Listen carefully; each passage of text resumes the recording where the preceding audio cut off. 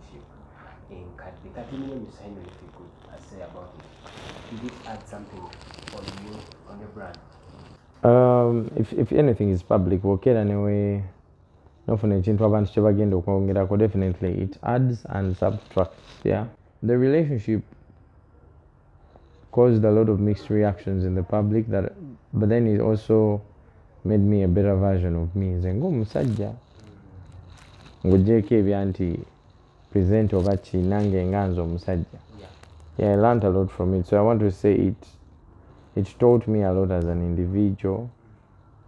For the brand, yafunamu nayo kye yafuna, but omuntu yenga, I think brand abantu kale Mr. Henrie bamuwanya amatu at that particular time. But either way, I already had a platform. Taina ng'omuntu ye yavaayo n'agamba nti yakwongerako nnyo okusinga bwe wali. It's good. I take it. Yes, I became responsible as a man. Now ngagwe wasa oba n'ofunayo omukyala nga alina abaana. Definitely. Togenda sigala ate nga bw'obadde. Jasanga ng'engoye z'obadde oyambala sizoyambala. You have to rise up to the occasion as a man. Ngagwe. And I don't think I disappointed in any way. I did my part. This is wanted, it is there. This is supposed to be done, it is done. So you do your part as a man. That's how they measure you as a man. Finally, the relationship ended. Nenga ndi mukwano. Nzo mwaba single kubeera mukwano. Just that gwendi naye mukwano kati temumumanyi. Gwe nali naye mukwano oluli mwali mumumanyi. But when the right time comes era mujja kumanya. Yes, awanda boyiji agwe mukutu kwetuli ayonna gy'osinzira okubanga otulaba Hanso Live agemmanya gange anateera tusazeewo kubanga tujja bwe tuti era ng'olwaliro I'm excited to host mukwano gwange era nga akaseera kano seewo Mr. Henrie bwe waŋŋamba nti tufunemu obudde tuyiseemu ndowooza nze nali nakirindirira dda. I was happy when I saw you oyina kyokola oyina wotuuse, because I remember the days used to come here nga onyumiza birala nnyo, and now when I see omuvubuka nga alina watambuddeko, I would love to support. Naye nga njagala okujjukiza video ensooka ogimpe like ate tubeere nga tutambulira ddala wamu, subscribe nga atanaba kutoyongako obutereevu, tubeere nga tutambulira ddala wamu bwetu. Titugenda kunyumya ku bintu bingi nnyo era nga njala tunyumye freestyle Mr. Henrie bingi ebitugenda okugattagatta tulabe ng'ekintu kino kitambula. Naye nga nkujjukiza Shadiko Kadisa Consultants yatutambula nabo, enamba eri ku screen gwena ayagala kuloti byonna babimalanga era ziri awo Kawanda. So nkujjukiza obenga nabo bakoonako ate tutambulira wamu. Mr. Henrie abuuza kubatula basijja kubuuza linnyayo because linnya limanyiddwa. Kansubire buli omu yenna ali eyalaba ali bulungi, era nsaba byonna byogezaako oteekako engalo, Mukama akuteeremu obwangu. And it's a pleasure to share a piece of myself. Nammwe abalaba essaawa zino.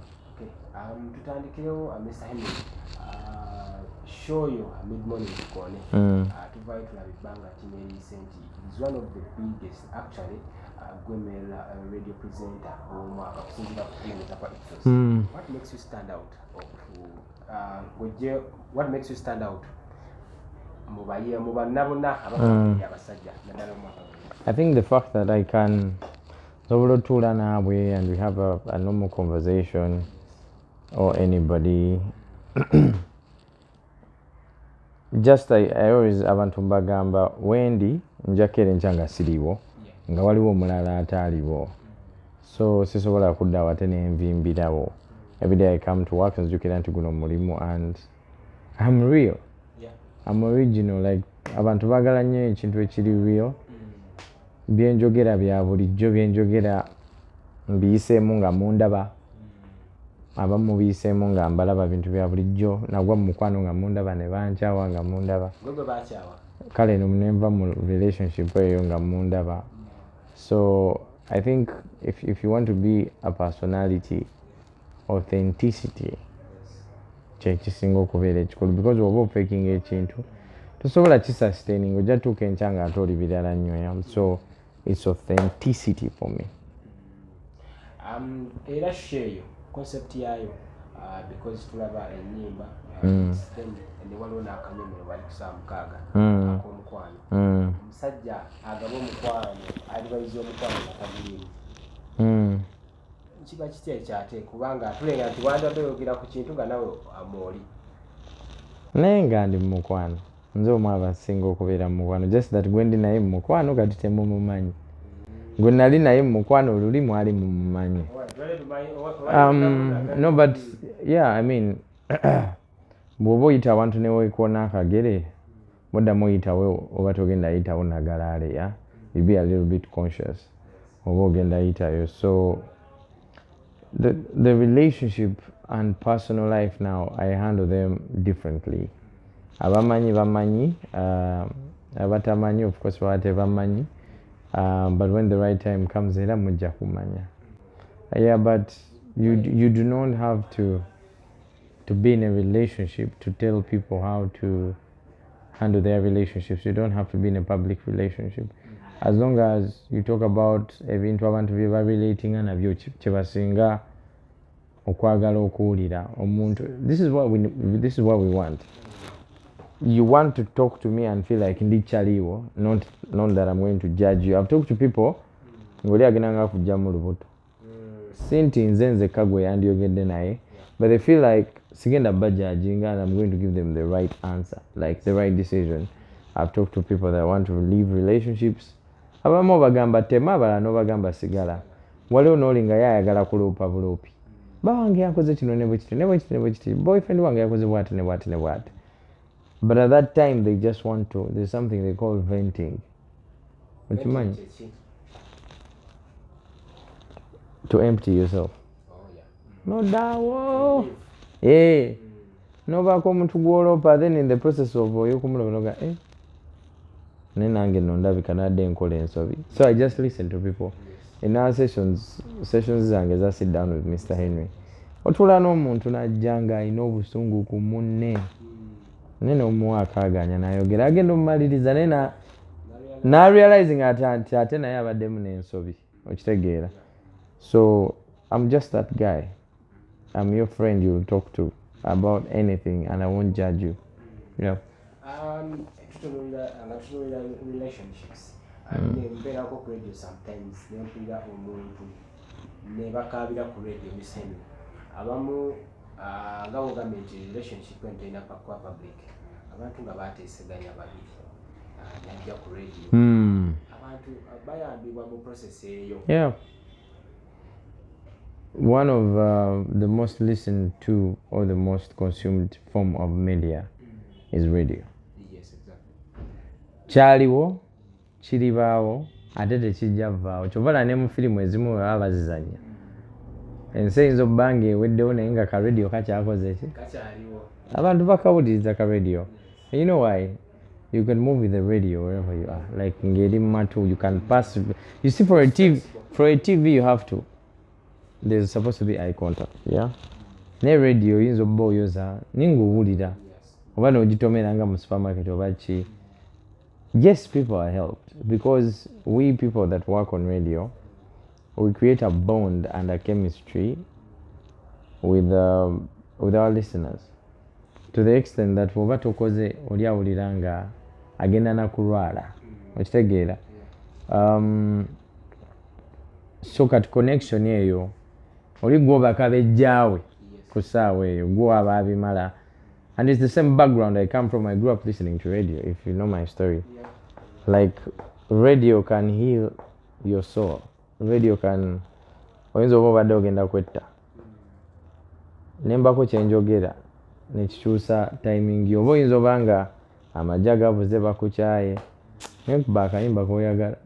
You see, when you have a playlist in your car, yeah, it becomes predictable over time. Naye radio oba tomanyi kyengenda kuzzaako. Nyinza okuba akayimba ng'obadde tokasuubira oba nyinza okwogera nga ndi mu mood n'owulira nga nange nkukomezzaawo. You understand? So yes, bajja ne bayambibwa. A lot of people would sense sobola kikola, but it's about the trust on nurses otya. Henrie ensonga zange asobola ozimala owulira bali nga bagamba nakuba ne bazimala ku radio. There are very many people that don't know where they stand in relationships. Naye ne tukola kali ka doctor's call ku Lwokuna. Navawo ng'akimanyi n'agamba Henrie wantaasa alina omuyaayu nga simanyi nti amalira bumalizi budde. Imagine you have a girlfriend. No. Let's say you had a girlfriend. Yes, I had. Then ng'olowooza gwe wekka aliyo n'okizuula nti ate ye alowooza ku mulala. It's heartbreaking, it's heartaching at that time, but kikuyamba n'omanya wogwa mu relationship. Yeah. So bayambibwa, back to your question, yes, bayambibwa. Then awatuddayo ku show still mugitandika awatuula mu bigere by'omusajja yali w'amaanyi bafulen. Tulengera nti nawe watandika ekikyo at the challenges as you were starting because abawala abo batugambye abali mabega bansonyiwe anti nabo bali mu kusoma mawulire, so this could be good to them nga bayingira ebintu bino. I studied business administration. I have a bachelor's degree, but I've always had a background of radio. So when I'm maliriza okusoma, actually nasoma bwenkola. I've done almost buli kimu ku radio. When it comes to the shows, eyokumacha nali njituddemuko, mid morning nali njikozemuko, drive najikola muko, show gye nali nkoze for a long time was a late night show. Actually, I think now it's the same years, mid morning and a late night show. I've done shows on Makati, countdown shows. If you listen to Galaxy at a Friday, mba mulala nnyo. Yeah, some people wonder how does he do it, yeah? Friday ate mulala nnyo. Mbeera mulala nnyo because it's the experience. When najja ku Galaxy, I was supposed to be a producer for the morning show. Nga sina nagenda kumpewo. But I had applied for like a year. Nga manyi baabivaako, it's like how you can apply in 2023 ne bakudira in 2024 nga wakyerabira, yeah? So nze nali nakivaako nga manyi oba Galaxy kati yamvaako. But then they knew because nabalaga bye nsobola okukola. So in media I think I'm all round. When I sat in Nimrod's shoes, the good thing is that nali siri mu Kampala, so nali siwuliriza mid morning eya Nimrod. Maybe I would have picked a few things from him. That's why najjanga buli mwawulira ate ndi wanjawulo because buli kimu natandika kipya ate ekintu nenkikola bupya. And of course now I'm mentoring other people that are coming before me because the most the media can give you is like 5 years. So can you make an intro then ochikubawo in the first 2 years? Bwekigana in the first 2 years. Kiba kiganya oba tokyasobola yeah, in those first 2 years you are hot. Yeah. Kati ugina emyaka emirala 3 years, 3 to 4 you maintain. Okakasa like omuntu bamumanyi nti mulungi. Yes. Kati gina emirala oba ovaako nga waliwo omutajja either imitating gwe oba ali better than you. Kati n'obeerawo nga omuntu akimanyi oli wakabi naye nga tekikyasasamaza. It's like, if I give you an example, you know Chameleon is a very good artist, yeah? Naye kyekiri awo yogera Chameleon mulungi osanga bamwogerako nga boogera oli gundi okitegeera. So that's just the way it is. Unless you switch nova station nodda ku ndala. Yeah, aleese kipya. So yeah, when I started in the mid morning, there were huge shoes to fill in. The person eyalimu had done it for close to 6 years. He was a very good presenter. Bamvuma. Yeah, because Galaxy fans are very personal people. Kiringa kati nange bwenkera nenvamu ne bakutuuzaamu. I'll be like, mutuddize Henrie waffe ono tetumwagala. That's how they are because they are personal with their people. But it didn't take long, ne bamala ne baklicking, and now here we are. Yeah. Hands for life, Mr. Henrie, era nga tugenda kuba tulingamu era bingi byo bindowooza nti at the end of the show ojja kuba olina abirize. Let's bounce to the ekifaananyi kyo ebiseera ebisinga bwe tubeera ku radio tuba tulina kifaananyi kirala n'omuntu ayogera. Mr. Henrie, do you relate gwe Mr. Henrie ekifaananyi kyo then eddoboozi lyo bw'osangeyo abantu the feedback. There are people that know the face, like bakulabirawo, ne bakuyita Mr. Henrie, and then there are people that will meet you, then know soko yogera, ne balyoka bamanya nti hey, guy you know. Yeah, but I've been on TV. Is it challenging? Yeah. Would it be fun? It is because people have different emotions, and I've been in public stories. Everyone has their their perception of me. Kati bambi oli oyinza omusanga nakulaba nagamba kale bulijjo manya oli musajja munene ekitegeera oli n'omusanga nga takwagala nakubawo ng'ekigambo lese ogenze nga out gamba akukantama then nosanga oli bambi nga yakaaba bukaali. But at the end of the day, you come to realize that it's not a life you choose, it chooses you, and you cannot run away from it. You just have to embrace it. Osigaze obuntu bulamu. Akatala ako kolaba like Katonda wakakumulisaamu. It comes with a lot of advantages and disadvantages. And most people have because of disadvantages. Kajirako a lot of temptations. Okemebwa kungi. N'amalala ago okuwulira nti oli w'amaanyi. Nago gaba mangi ate abasinga we bagwire ekigo. Naye ne twerabira nti bya kiseera buseera. The same way I'm here is the same way somebody is going to be here tomorrow. Ate waliwo abaasookawo. So how have you used your time? Otunuulira the greatest media personalities that we've had. Where are they? What are they doing? Abasinga bakola ne balwala obulwadde because they had a platform. Nga bakoze so ekiseera kyabwe bubi. N'omunoonya bambi ng'onoonya n'ente gye yagula nga teriyo oba n'akapoloti. Then abalala they really stand out.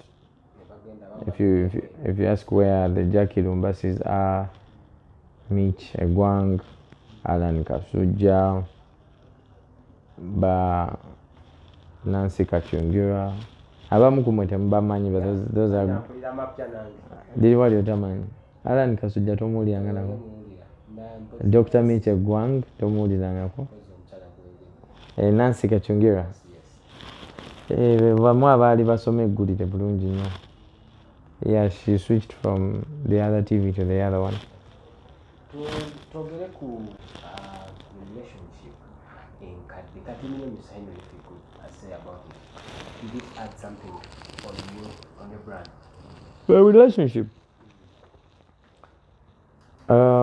If anything is public, wokera newe nofuna ekintu abantu kye bagenda okwongerako, definitely it adds and subtracts. Yeah. Oyinza obbaayo nga you're a good interviewer naye nga abantu kye bakuwanga matu nenkuwanga interview eno nembaako kye njogera nekikusitula, but then it doesn't mean that tekijjaawo nti wali kyoli before. Yeah, waliwo ekitaalo okukuta like a green light. It's something that God plans. You don't plan for it. You just have to be wise enough to know that, okay, now this is a green light. The relationship caused a lot of mixed reactions in the public, but then it also made me a better version of me. Zengo musajja ngojeko ebya nti present oba ki nange nganza omusajja. Yeah, I learned a lot from it. So I want to say it taught me a lot as an individual. For the brand,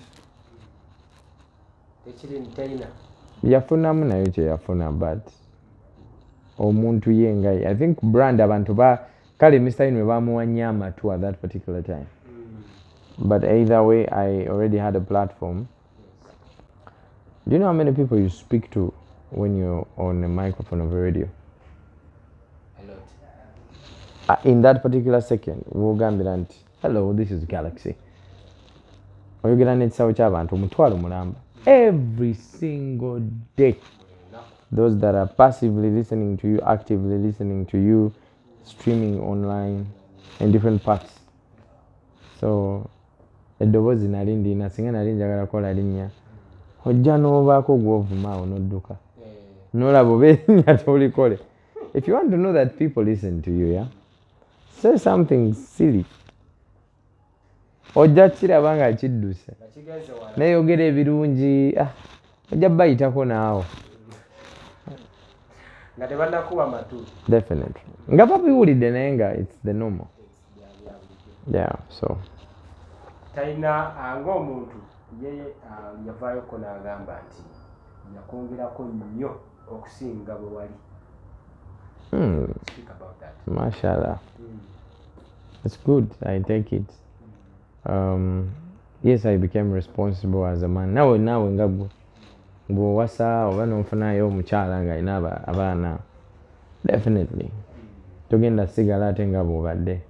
Ojasanga ng'engoye ez'obadde oyambala sizoyambala. You have to rise up to the occasion as a man. Nga gwe. And I don't think I disappointed in any way. I did my part.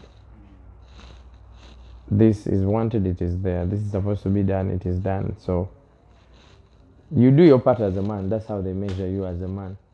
Finally, now, the relationship ended. Ciao. Atogere ku concept ya deep talk. This is the one of the okusinzira ku nze. Concept here, gwe ogiya, is it behind you? Erolooza ki ekigifudde ey'amaanyi? There was the talk with the prima and Mr. Henrie. Do you remember that show? That's the concept. Covered that, like, yeah, I had it. I was supposed to do it alone before. Prima ne muliramu when we were still together. Najagala nnyo, and my main focus at that time was to shine the light on her. Era namugamba nti Prima olina okweyambula abantu bakutegeere. Because you're a woman, you're a mother, you've been through domestic issues, so people want a voice to speak for them. Netukitambulizawo, that's why tetwafunanga nnyo bagenyi, because it was supposed to be more about her as a woman. Tubola in most times nali mu interviewing nga ye to give, because abantu bali bamutegeera in a different way, nga njagala bamutegeere in another way. And then later we inspire young people, because she was a businesswoman. She was so I believed it was a voice that young people would listen to. So when what happened,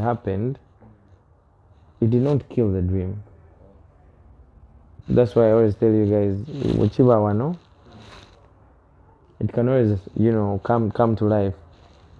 I revamped the show, Nenjukora. There are a couple of episodes that had different people before Ngatena Agenda ku TV. And then it was the deep talk with Mr. Henrie. Actually, if you follow my social media, Rio. At that time I was working for Next Media as a TV and then Galaxy as a radio. But what I was doing at Next Media was not the kind of presenter that I wanted to be. And Wali Mchala, God rest her soul, the one who really recruited me in Next Media, she was pushing me towards this presenter that I became. Naye SNL, you had suffered a blow. Ngeri wansi. And tried to ajukuba komu lockdown. But please, let's first revamp this. Then we'll switch mpola. Even the top management knew that. So we tried to cut tebyagenda bubi, but Audio Muchala we avao, and I think most of the energy they wanted me to put it on SNL. The way I look right now, I have an agency. Yes. I do adverts for people. I talk about life issues on my radio show. Yeah. I do tours and travel. I relate with people from different walks of life. Sigenda kwata muzindalo ngambe osegera ebyo byokhypinga era nabyo kyobola nabikendeeza. Waliwo just by one love benkolera mbikola because nali mbimanyi, but that's not where the brand is now. Ate omuntu wa bulijjo yaba tagenda kimanyi, naye gwe nga gwe oba omanyi kyoyagala ate ekireeta ssente. I host weddings. So kati omuntu akuwe ssente million 3 omuyimsingire embaga akulabe ng'oli wali oleekaana. Does it make sense to you? tezikola but maybe oyogera oyaniriza abakoobe. You understand? So it doesn't, like there's no woman who is married planning to leave her husband would find it worthy okumpa sente ze tutola nyumiza ebizibu. You understand? Nga ndabye wali ndi mu yo nga mayiminga nyimba z'abantu balala. You know, mu kikeesa abantu baba balina onnyenyanyeenyamu oli awo bahypinga nyeenya koona. Nah. So that's why I settled this side. The TV loved the concept. When we were trying to call akatabo ka Galaxy TV, like the blueprint of the channels and everything, it's a show they got interested in, and they were like, let's do this. I said, why not? As long as I keep my name, as long as I have the rights to the show. So nenjibawa. Then ekijifule ebyenjawulo mu shows zonna gwolowooza ki? Because tulaba abayimbi bavaayo olumu ne bookya tekuba kwokya, but there is only one show in Uganda that gives an opportunity to omuyimbi okubeera akyali bamulabe ng'omuntu wa bulijjo bamanye story. That's why it's the deep talk. Ate sina muyimbi yekka, it's politicians, abantu abali mu spotlight, abantu religious leaders. Like there are a lot of things you did not know about him that he talked about. Sibuuza bibuuzo bya bulijjo because buli omu byabuuza. You can go to any other media and ask that. But I would love to know you, yeah. How was the story when you were buying your first camera? Like something inspiring, motivating, encouraging, and extraordinary. And abasinga bendeta there, I have a personal connection with them. Abasinga, I know a thing or two about them. That's why it is very easy for somebody to open up to me. We tubeera mu zone to the extent that olumu ne kamera ebanga etaliyo naye nga tunyumya bunyumya mubanga abali ewaka okitegeera. So neyesanga nga akunyumiza emboozi nza n'okugamba man nze nasasula ono guys sente okitegeera. But normally obaleeta ku interview consciously their mind doesn't allow them to say that. So and the deep talk is known baba bamanyi kati nga nawe bw'omumanyi. It's easy for you to ask me some questions and I don't feel offended. But any other person will be like, really? Professionally, you've come for an interview and this is what you're asking. So the deep talk is not a work of just 2 months. It is who I've groomed myself to be over and over again. For the years I've been on media for close to 10 years now. So during that time, Nari building towards this. This is the most comfortable thing I've done in media. Ngojeko in production of audios and videos, doing such interviews, editing, you bring out different concepts. So it is something I can always move with me wherever I go. Where's your power in the media?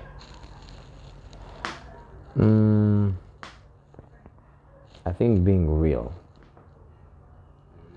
I'm trying to mpola change the narrative from love to business. Mpola. Yep. To abantu sabachusa mulundi gumu, yeah. That's why you see less TikToks of me these days talking about love, and at least 1 or 2 once in a while talking about business. Kati osoka no kakanya bano. Abasoka bakakanamu. No funa bano no basitula. Boyagala, that's just how the media is.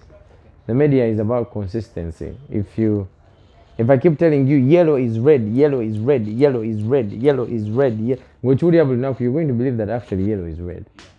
That's just how it is.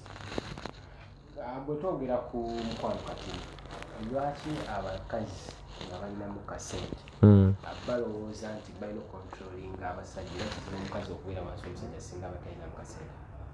What do you call control? Control nti yasalawo relationship. Oba tosobola. Okay, let's say we want to go to Mbara. There's an interview. You want to go and get that interview. I have the car. to go to Mbara. And I tell you, let's go at 10. Is that control? Do you have the car to take you there? No. This is what I want you to understand. No. Abakyala bangi okusinga abasajja. Not only in Uganda, world over. Ku basajja abatini abaliwo abandifunye abakyala. Ojjako ekitundu ekiri reasonable nga tebaagala bakazi nga baagala basajja bannaabwe. Osigaza abasajja bame.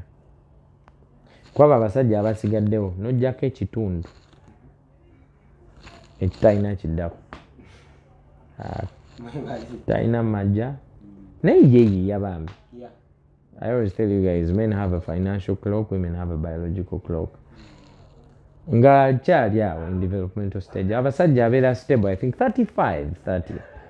Nga ategedde kati akoze business, afailinze, azaddeyo ku mwana, nga takyabukuta kati awo ng'ayimiridde. Omukyala, this happens for her at 25. By 30, she has to be sorted. So when you remember the fact that abakyala bangi abasajja batini n'abatini abaliwo ojjako ekitundu ekiri reasonable mu nsi yonna, by the way. Mu wano woba otambuddeko wano tukyali bulungi, gendako mu nsi endala bibi nnyo onoonya kugamba I love you nga tomulaba nga tebaagala kumanya abasajja. Kati ekyo ekitundu okigjeeko, katugeze tubadde n'ebitundu 100 eby'abasajja, oggyeko ebitundu 2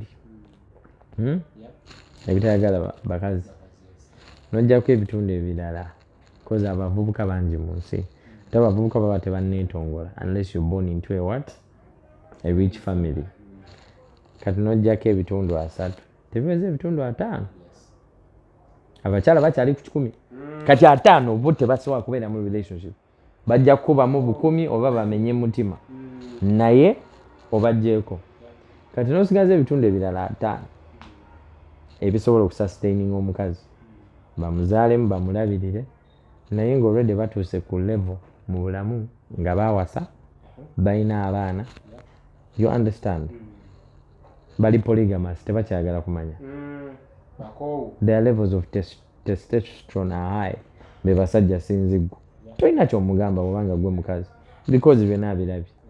Kati abakazi ate abo tebabaagala because toyina ky'omugamba.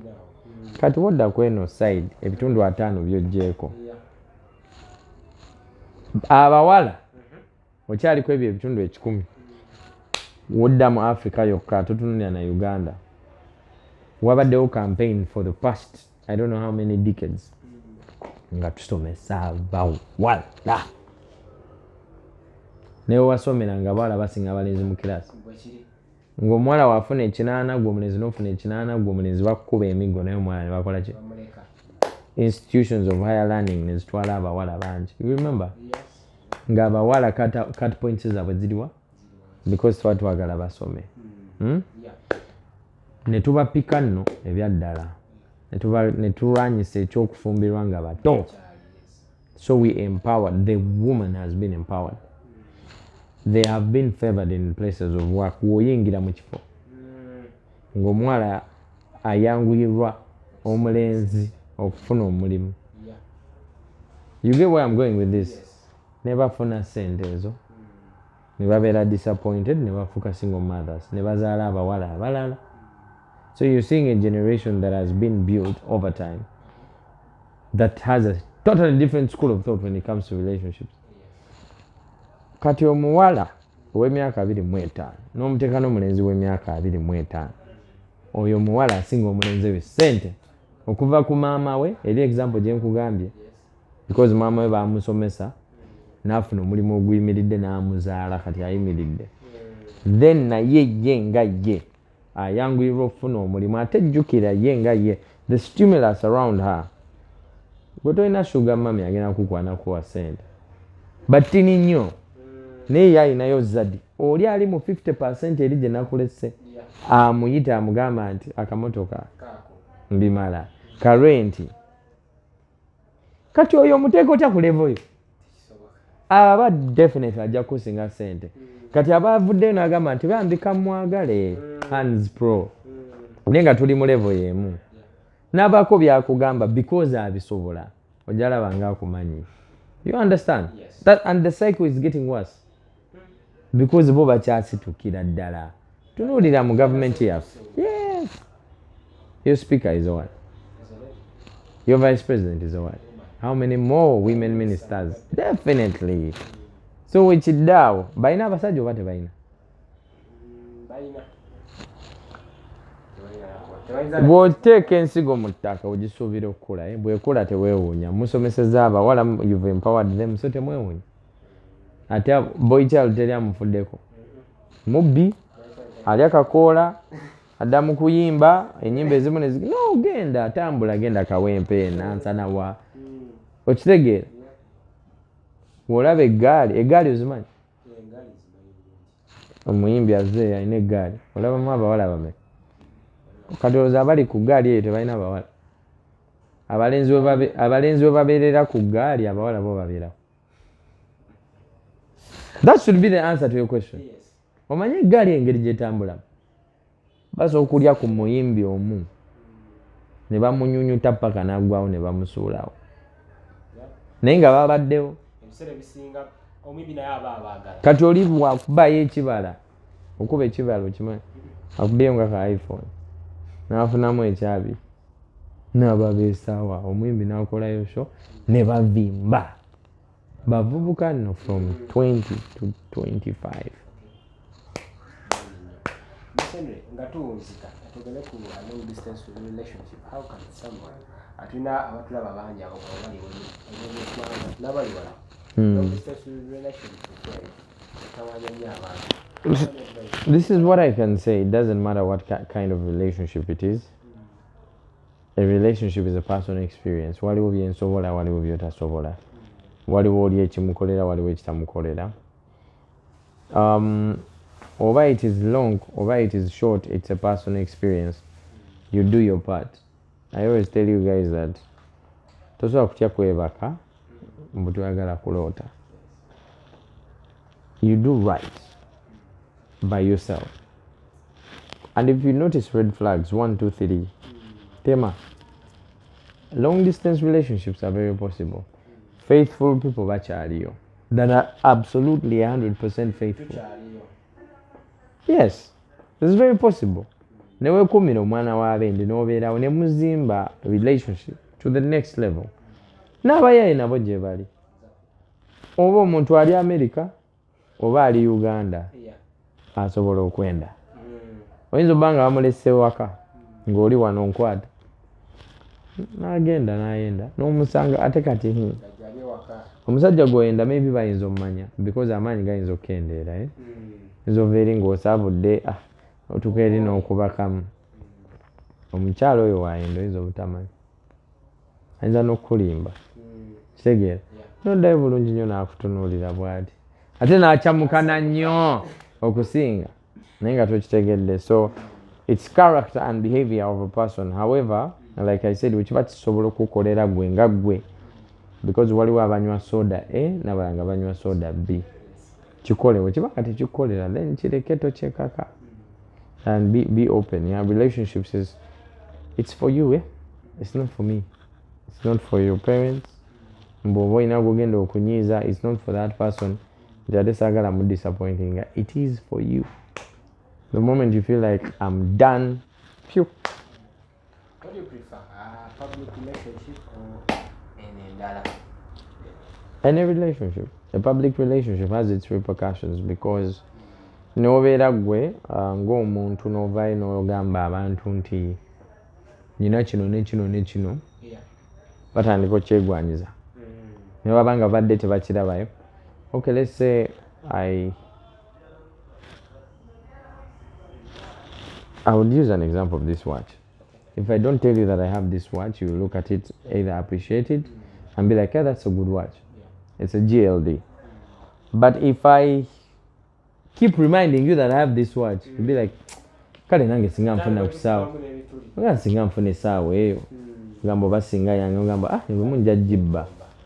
Now men nizobeera n'omuntu wange naye bw'ondaga nti ate owo asinga owange njagala agezesa asinga atya oba it's just the nature of how we are n'abakyala by the way kasita batuwaanawaana ennyo agamba ono alabika munange ate ebintu abikwata bulungi alabika muyisa bulungi okusinga nze oweewange we're exploitative beings kyova olaba even if they wrap a box here nojjamu n'osangamu essimu iPhone 14 do you want to know what's in the other box naye we're very wrapped yes exactly. Definitely that's just how it is. So if you put your relationship in public, the public will want to know what's in that box. Today, there is a scenario omunga byagala ngomulala tabyagala.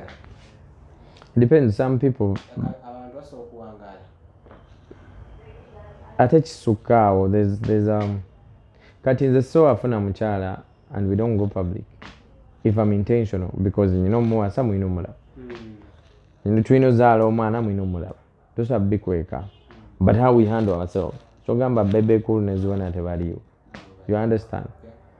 There are people that have been chosen by God to be in public that stand out. Also kila nawe no standing out. And if you stand out, everything around you will have to stand out with you. You also have to understand what a public relationship is. A public relationship applies to somebody who is a public figure. Somebody who people know. Somebody who people have paid attention to. Oyinza okubanga gwe Simon nojja ne Brenda ninge nsi tebamanyi ne mutuula awo ne mulya ne tubayitanako because we do not what? Are you in public or you're not? Kati nyinza obanga nze Henrie ne nfuna Shanita ne tutambula definitely yani oyo ne waba muganda wange so ngatumaliza your relationship with Geosteady because wangambye nti kushoreta abantu nemwemanyiko omanyi kyonna nga you're free. Have you watched the show? Yes. Our particular episode with him? I think you have the answer to that.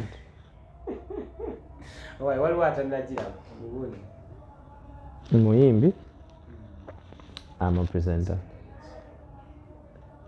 Regardless of what the relationship is, and I didn't say it's bad, regardless of what the relationship is, katika mbuze obanga ayagala gula sukali ng'edduuka liri ku kyalo awo lwakuba nanyi edduuka tomwagala sukali tomugula. I think that's the answer.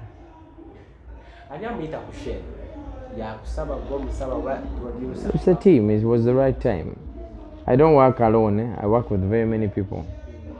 There's a team I work with. Of course, I work for a TV station. And then there's a team he works with. They have a concert. It is sponsored by Galaxy. I have a show. He needs a platform. It's a win-win for everyone. Yeah. Abantu bakakagambo konna kubagamba generally abantu bonna naddala abatulaba njogera okugambirayo akagambo nga kamubiri naddala omwana agala okubanga abeera media personality ow'amaanyi nga buli ensaawe. I have something I always put on my Snapchat wakaita a thought a day. So I share different things, but no one is responsible for your story other than yourself. So don't feel pity for yourself. Write the story. At our agency, our slogan is we build legacies. That's just the way it is. There's no excuse.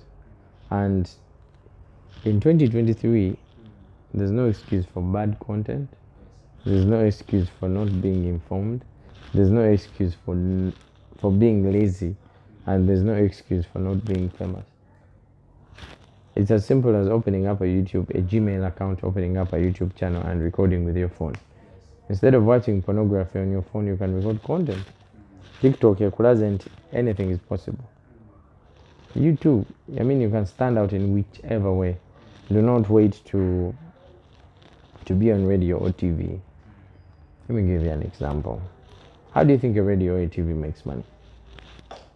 Via adverts or via the audience that is listening. Abantu nga bawuliza bangi Because we sell one thing, air, time. Radio is a solo to a mast omulongoti to be able to broadcast so that people can hear or people can see. You have a phone, you have a camera, and you have a connection that is wireless that can take you to even the President of the United States of America.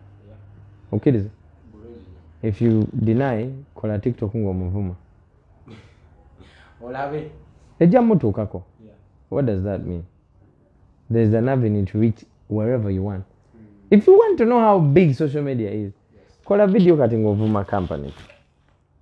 Professional, but okay, let me say Canon, abakola cameras zino.